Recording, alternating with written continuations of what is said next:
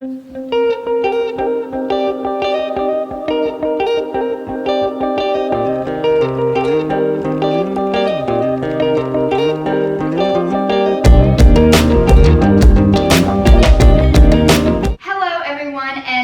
back to my channel. For today's video, I'm going to be doing my February reading wrap-up, as well as sharing with you what I'm going to be reading for the month of March, which includes a few readathons that I will be participating in. And so let's just go ahead and get right into the video, because I'm going to be talking a lot about books. Also, disregard my band-aid on my finger. My cat was being a little aggressive the other day when I was trying to get her to stop doing something, and she kind of poked me, so just disregard that. But anyways, and also I'm wearing my Taylor Swift cardigan because I just feel like it's the perfect thing to wear during a book video. So let's go ahead and get into the video. So I actually have 3 sections of this video. The first section is what I read in February and what my thoughts were on each book. So, the first book that I read in February was the end of the Girl Online series, which I have read before, but I couldn't remember if I had finished the final book or not. And so I went ahead and I finished the whole series completely, and then I kind of remember that I think I did finish it when I first got the books. But I finished these 2 and I've read them multiple times, so I just have to say, obviously if I've read them multiple times, it's a great read for me. I really enjoy it. It's a fun, I really feel like me and Penny have a lot in common with each other, and especially within the last 2 books. And it was just a cute, fun, easy read. Great for February because there is a love story in the mix of this. February's theme of Valentine's Day, you know. And so those are the first 2 books that I read. I read 6 books total. And then the next book that I read, I'm pretty sure, was Recipe for a Disaster. And I did a whole vlog on this book, but so you can see more of what I thought about the book. But basically, I've talked about this book millions of times, so I just won't go too much into detail in this video because I have like a bunch of other videos about this book. But it's a really short, easy read. Like I said in the last few videos, like the pages are so, like there literally is barely anything on each page. Some pages have a full page of writing, but most pages don't have anything but like a recipe that she writes in and like little short snippets of things that she says, but like there is some full pages. But it took me only like a day to read this whole book, and it was like a little over 300 pages, and it took me pretty much in a day. But I spent the day that I picked was a day that I knew I had nothing else going on, so I was able to finish the book, which was a Sunday. So the next book that I read was The Inheritance Games, and I haven't said much about this book since reading it because I wanted to wait until I did a whole video on it. But it was interesting. Like, I haven't read the second book yet. I really want to. And then I also found out that they're making a movie or a TV series out of these books, which I was hoping that they would, because the way that this book is so, like, I don't know how to explain it.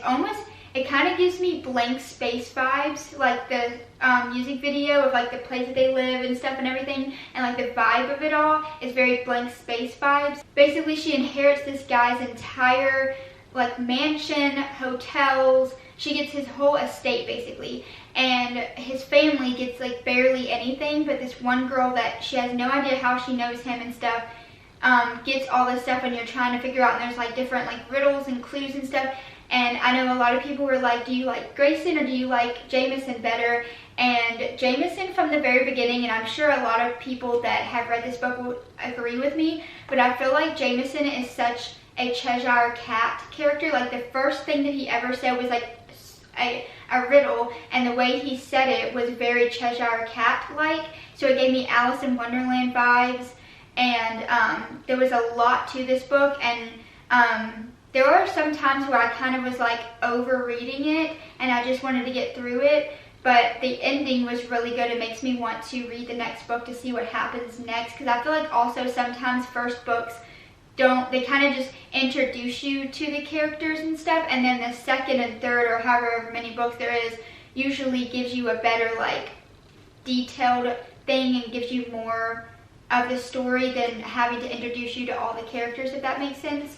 And so I don't know how to explain it, but basically that book was really, really good. I finished it in 1 week. Yeah, so I'm excited to read it. I heard about this book so many times through Booktube and Bookstagram. It was all over the place, and I was like, this book looks intriguing, I need to read it, and I'm glad that I did. And I can't wait to read the second book at some point in this year. I don't know when, but the last 2 books that I read them both on my computer or Kindle or whatever. I kind of have it all on the same app on different things, so I'll either read on my computer screen, or I'll read on my phone, or I'll read on my iPad.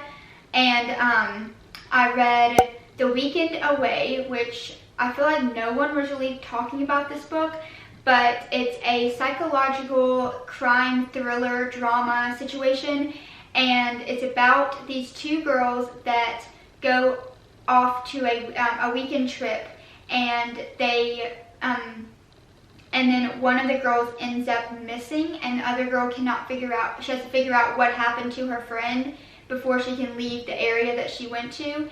And the book has a completely, they go to Lisbon, Portugal, and a couple of the characters have certain names, but then Netflix, the reason why I read it was because Netflix was coming out with their version, like a movie version of it, and Leighton Mazer, or Miser, how do you say her name? I forgot her last name, but the girl that played Blair on Gossip Girl, she plays, who was supposed to be Orla from the book, but she plays a girl named Beth, so they changed her name in the movie, and then also her baby's name they changed from the book.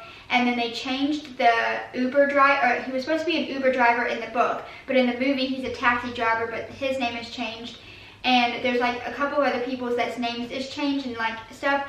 But the book, I would recommend reading the book and watching the movie to see the differences, because there are a few differences, slight differences.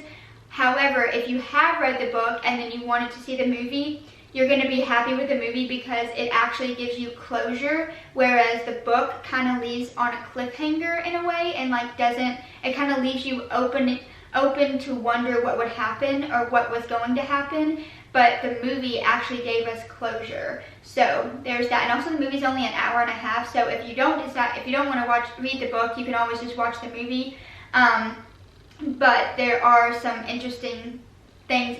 Also, there's a couple of things in the movie that happened that did not happen in the book, also at the very end. So it was very interesting. Not very, very end, but like right before the last little bit of the book, or of the movie, there's like something that happens and it like did not happen in the book. So there are a few differences, which I feel like with the type of story that it is, where it's like a crime type of like psychological thriller almost, because you're trying to figure out who did what to her and stuff like that and what happened to her. The person that made the movie wanted the movie to be a little bit different, so that people that read the book get like, they're shocked by it, you know, and not like, oh, I'm just watching what I just read. There's like a difference to it, I guess. I don't know, but I kind of feel like that's what happened. But anyways, all in all, it was actually a really good movie and book, and I really enjoyed it. There were some times when I just wanted to go ahead and be done with it, because I feel like the last couple of books I've read, I feel like I just wanted to finish them just to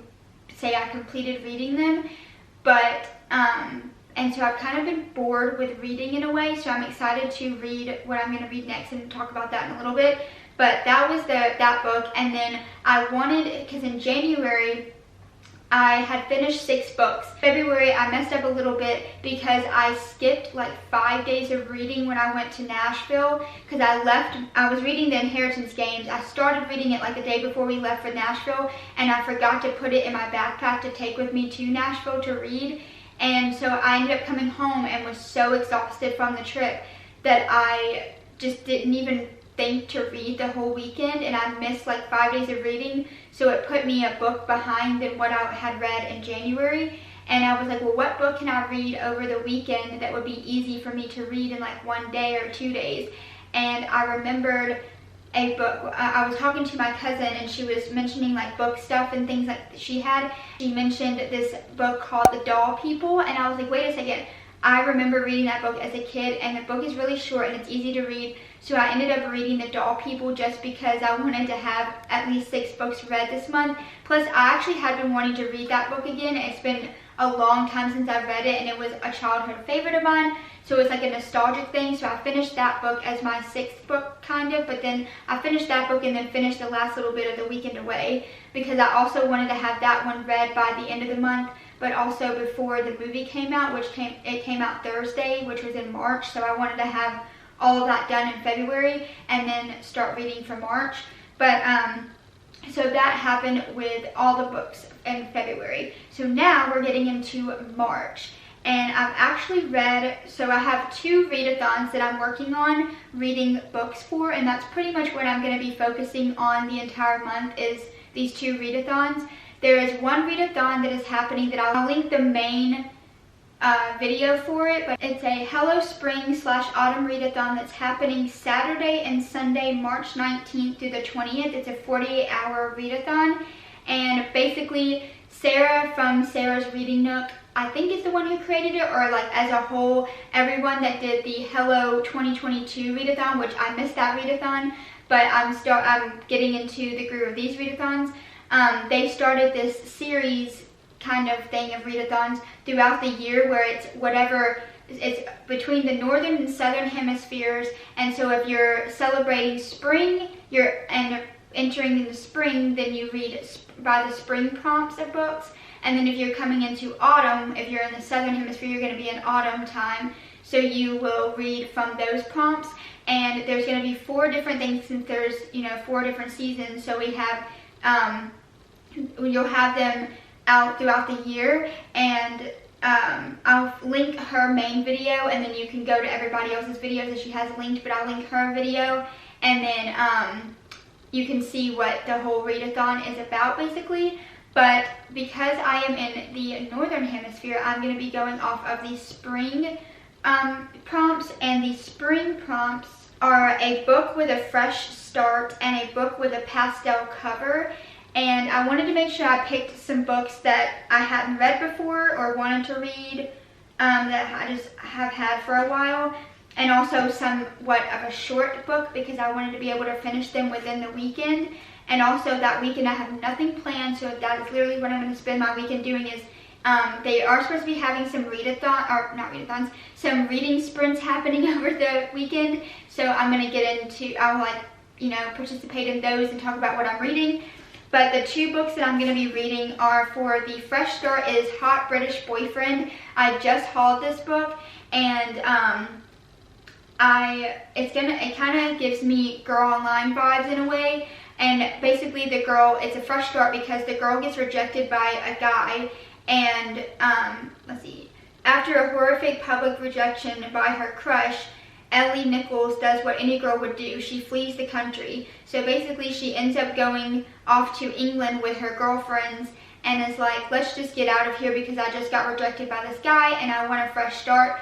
Hence the prompt, fresh start. And she goes, and then she ends up meeting a guy in England, and then their love story starts or something. I don't really know exactly, but I'm very excited to read it. So that's going to be my fresh start book. And then my book with a pastel cover is kind of like a little kid book, but I mean, hey, I like middle grade and stuff like that. But this is a series that I got as a kid, and this is one of the books that I never read of the series that I got of this.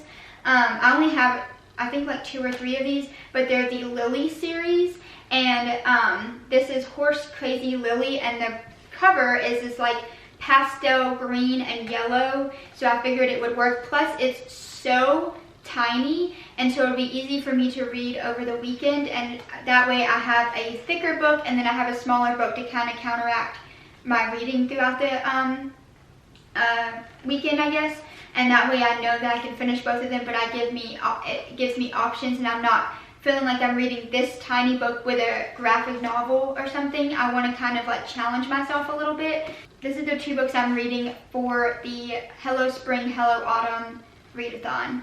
And then now for the next readathon, literally the day after that one ends, another readathon starts for the entire week, the last week of March, the 21st through, I think like the 26th or 27th, and it is hosted by Liv from Liv's Library and a couple of other people. I don't know their names, but I will link Liv's video down below so you can see what it's all about and the prompts and everything and follow her and stuff.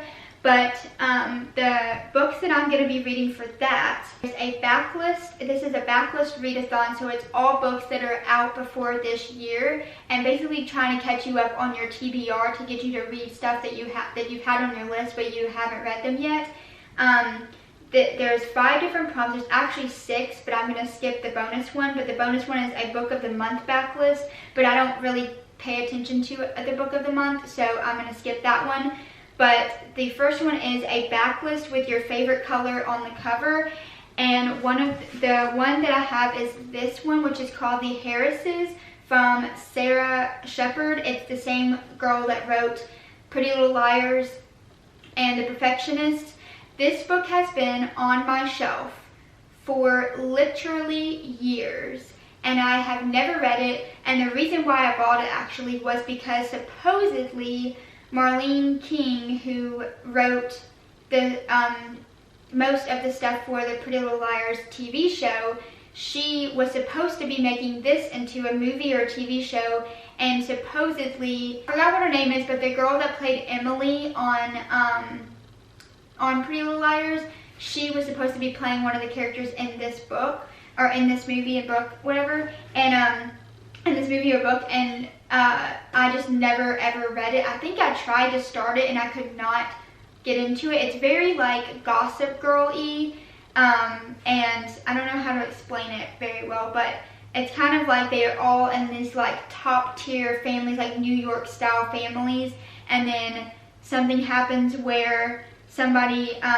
dies, and then you have to figure out what happens to them. I'm in a really big like murder mystery type of vibe right now. I'm really into all of that type of stuff right now, I guess. And then I wanted to have a few books that were like fun, like middle grade books, also because it is middle grade March.